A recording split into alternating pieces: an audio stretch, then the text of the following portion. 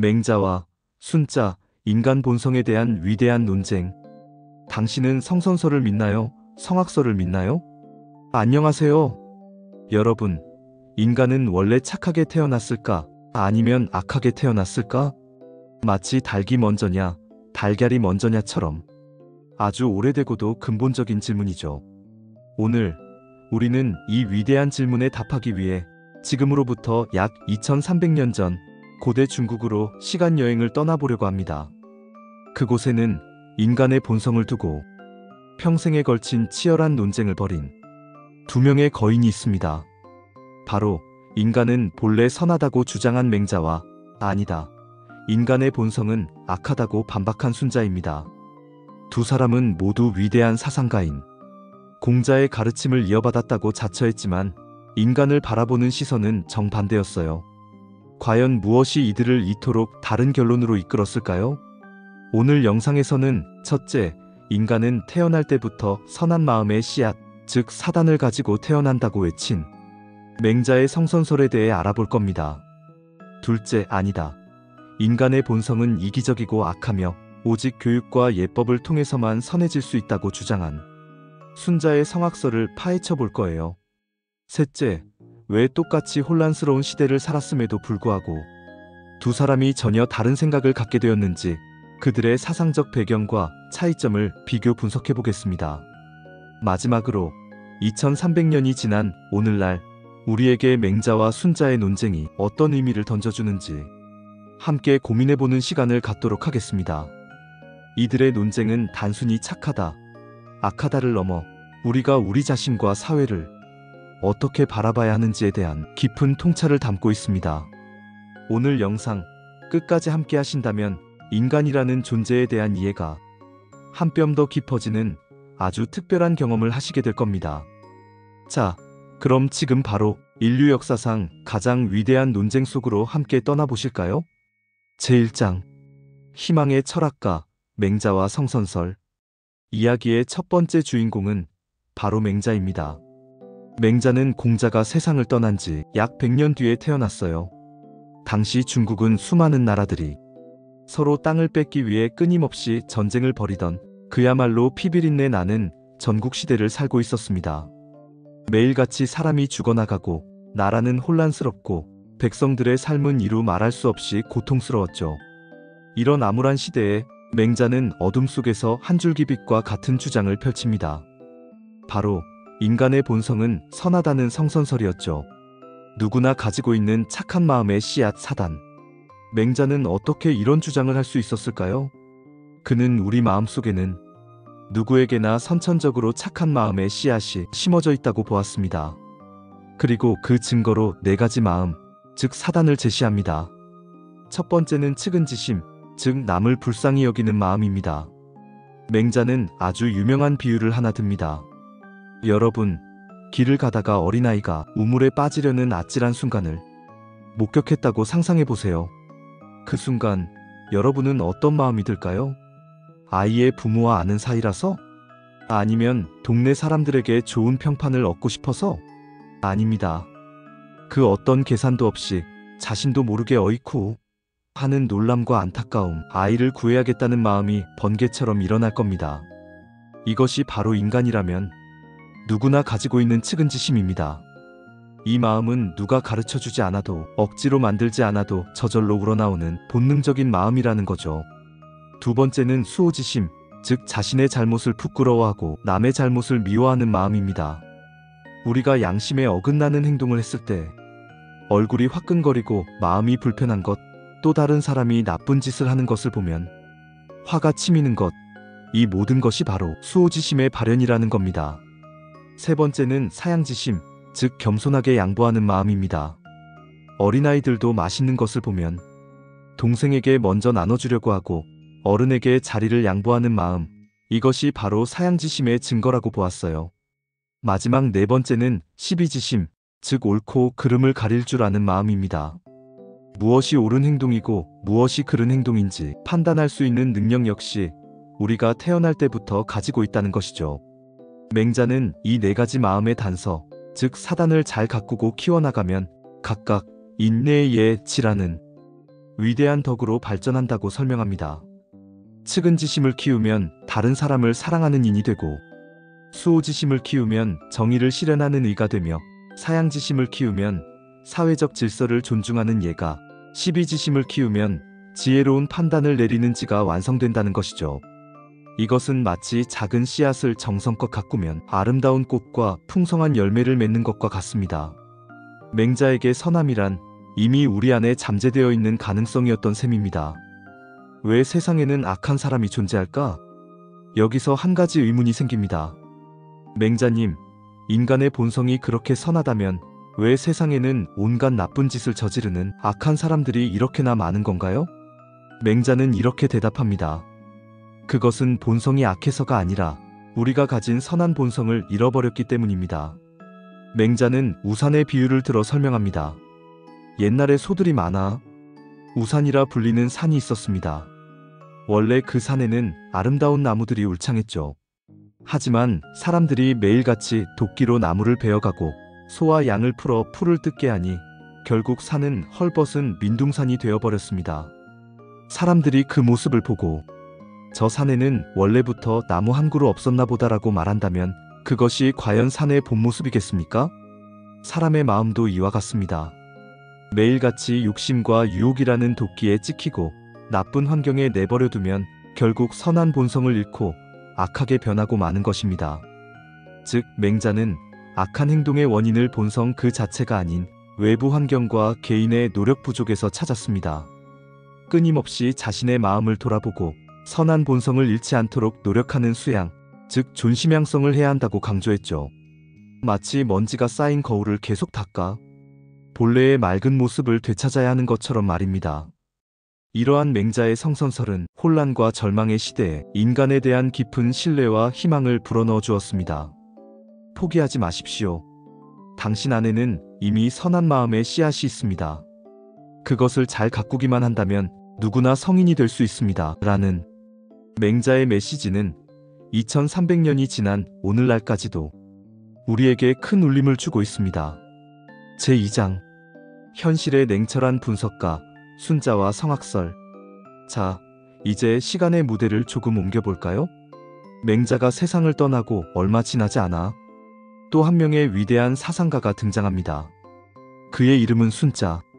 맹자가 이상주의적인 희망을 노래했다면 순자는 얼음처럼 차가운 현실을 직시한 철학자였습니다. 순자 역시 공자의 가르침을 계승했지만 그가 내린 결론은 맹자와 정반대였습니다. 바로 인간의 본성은 악하다는 성악설이었죠. 욕망을 따라 움직이는 존재, 인간. 순자가 보기에 인간은 태어날 때부터 이기적인 욕망을 가지고 있는 존재였습니다. 보십시오. 사람은 태어나면서부터 이익을 좋아합니다. 이익을 따르다 보면 서로 다투고 빼앗는 마음이 생겨나고 사양하는 마음은 사라지게 됩니다. 사람은 태어나면서부터 질투하고 미워하는 마음을 가지고 있습니다. 이를 따르다 보면 남을 해치게 되고 성실함과 믿음은 사라지게 됩니다. 또한 사람은 태어날 때부터 눈과 귀에 욕망이 있어 아름다운 소리와 색을 좋아합니다. 이를 따르다 보면 음란함이 생겨나고 예의와 도리는 사라지게 됩니다. 순자의 눈에 비친 인간의 본성은 그저 자신의 감각적 욕망을 채우기 위해 움직이는 존재에 가까웠습니다.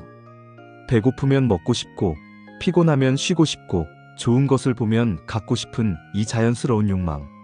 만약 이 본성 그대로 내버려둔다면 세상은 어떻게 될까요? 순자는 말합니다. 결과는 불보듯 뻔하다고.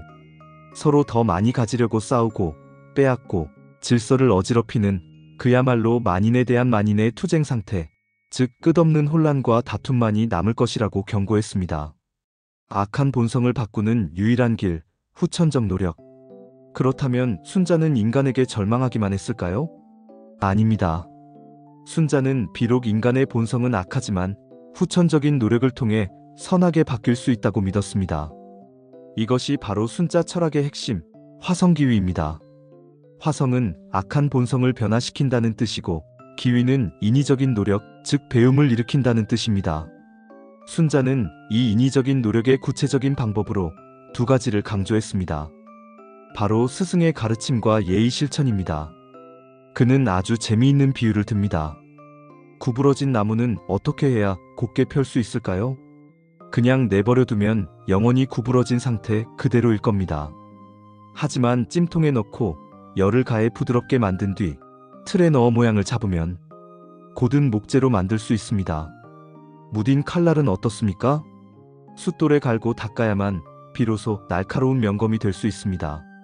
사람의 악한 본성도 이와 같습니다.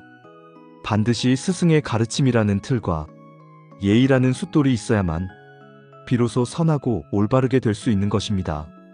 여기서 예는 단순히 인사 잘하고 옷을 단정히 입는 것만을 의미하지 않습니다. 순자에게 예는 사회 질서를 유지하고 인간의 욕망을 적절하게 제어하기 위해 과거의 성인들이 만들어 놓은 사회적 규범과 제도 전체를 의미합니다. 법, 도덕, 관습, 교육 시스템이 모두 예에 포함되는 것이죠. 순자는 인간이 이기적인 욕망을 따르려는 본성을 극복하고 스승의 가르침을 받아 예를 끊임없이 배우고 실천할 때 비로소 악한 본성을 변화시켜 선한 사람이 될 수 있다고 주장했습니다. 맹자가 우리 안에 씨앗을 발견하고 가꾸자고 했다면 순자는 우리 밖의 틀과 숫돌을 이용해 우리 자신을 의지적으로 깎고 다듬어야 한다고 말한 셈입니다. 선함은 만들어지는 것이다. 결론적으로 순자에게 선이란 본래부터 가지고 있는 것이 아니라 힘든 노력을 통해 만들어지고 성취되는 가치였습니다. 그래서 그는 배움, 즉 학문을 무엇보다도 중요하게 생각했습니다. 푸른색은 쪽풀에서 나왔지만 쪽풀보다 더 푸르고 얼음은 물이 변해서 만들어졌지만 물보다 더 차갑다. 이 유명한 말은 바로 순자의 저서 순자에 나오는 구절입니다. 의는 후천적인 배움과 노력이 선천적인 본성을 뛰어넘을 수 있다는 그의 철학을 압축적으로 보여줍니다. 순자의 성악설은 인간의 어두운 면을 냉철하게 인정했다는 점에서 다소 비관적으로 들릴 수 있습니다.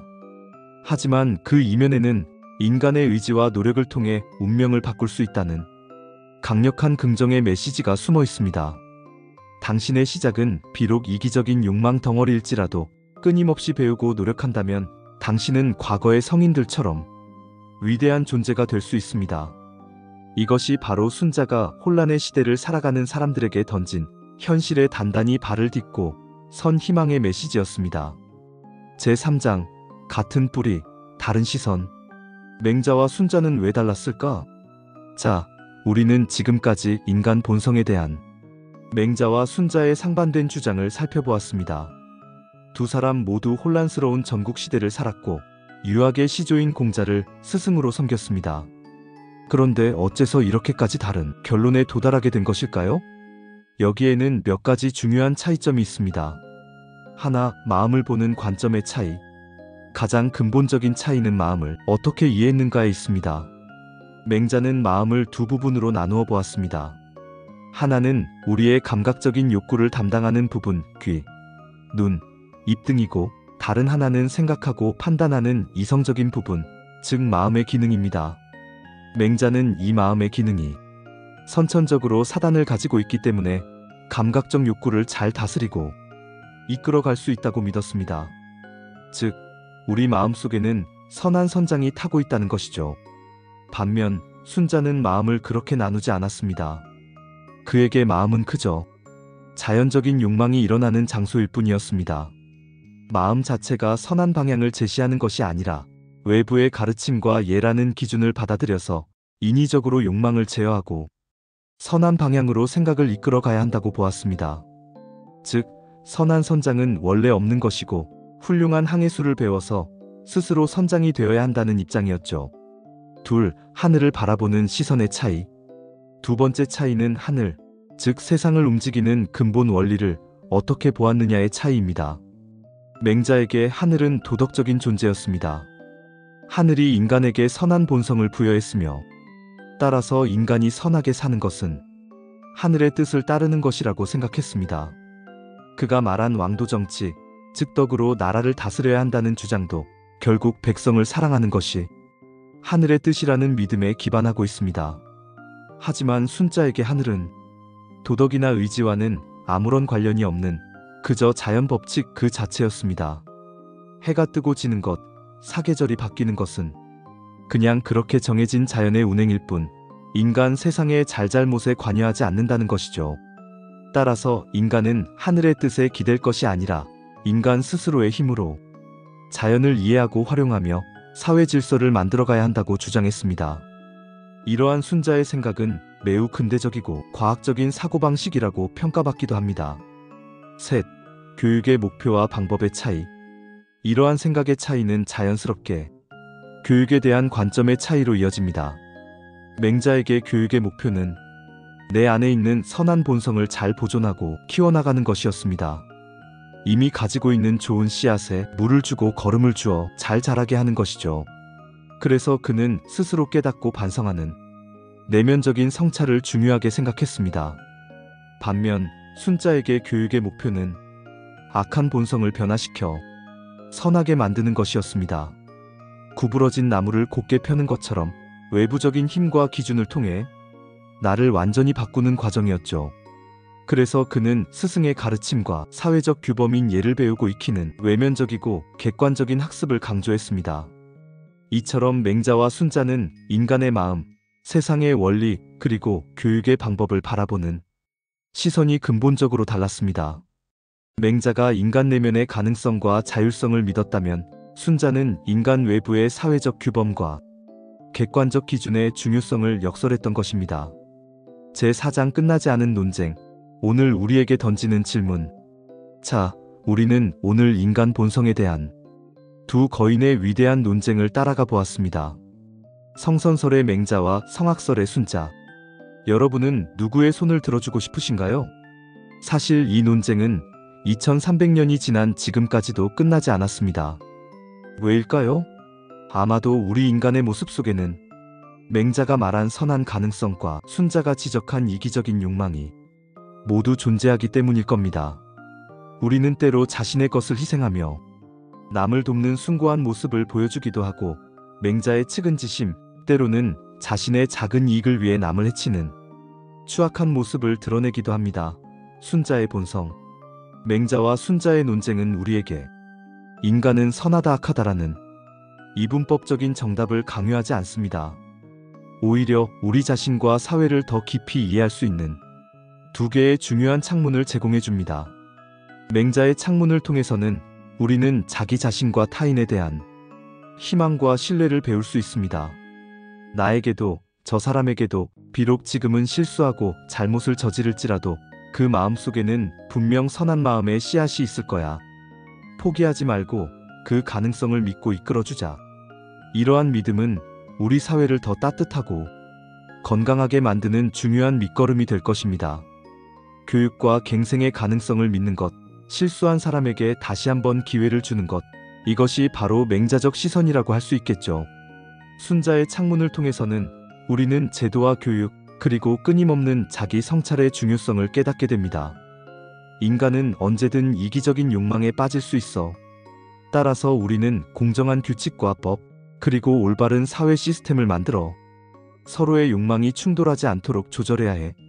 그리고 나 자신도 이만하면 됐다고 안주하지 말고 끊임없이 배우고 나를 단련해야 해. 이러한 현실적인 인식은 사회의 안정과 발전을 위해 반드시 필요한 지혜입니다. 우리가 법을 만들고 교육제도를 운영하고 도덕교육을 강조하는 이유는 모두 순자적 통찰과 맞닿아 있습니다. 결국 맹자와 순자의 사상은 서로 대립하는 것처럼 보이지만 사실은 상호 보완적입니다. 맹자처럼 인간의 선한 가능성을 믿되 순자처럼 그 가능성을 실현하기 위한 현실적인 제도와 노력이 반드시 뒷받침되어야 한다는 것. 이것이 바로 두 거인의 논쟁이 오늘날 우리에게 주는 가장 중요한 교훈이 아닐까요? 우리는 맹자의 따뜻한 시선으로 서로를 믿고 격려하며 동시에 순자의 냉철한 이성으로 우리 사회의 부족한 점을 보완하고 스스로를 단련해 나가야 할 것입니다. 오늘 영상을 마치고 한번 조용히 스스로에게 질문을 던져보시면 어떨까요? 내 마음속에 선한 씨앗은 잘 자라고 있을까? 혹시 욕심이라는 잡초에 가려져 있지는 않을까? 그리고 나는 내 안의 이기심을 다스리기 위해 어떤 노력을 하고 있을까? 맹자와 순자의 위대한 논쟁은 결국 우리 각자의 삶 속에서 매일같이 벌어지고 있는 현재 진행형의 이야기입니다. 오늘 영상이 여러분의 삶의 나침반에 작은 눈금 하나를 더할 수 있었기를 바랍니다. 내용이 유익하셨다면 구독과 좋아요, 공유 부탁드립니다. 여러분의 관심이 더 좋은 콘텐츠를 만드는 큰 힘이 됩니다. 저는 다음 시간에 더욱 흥미롭고 깊이 있는 지혜의 이야기로 다시 찾아뵙겠습니다. 끝까지 시청해주셔서 정말 고맙습니다.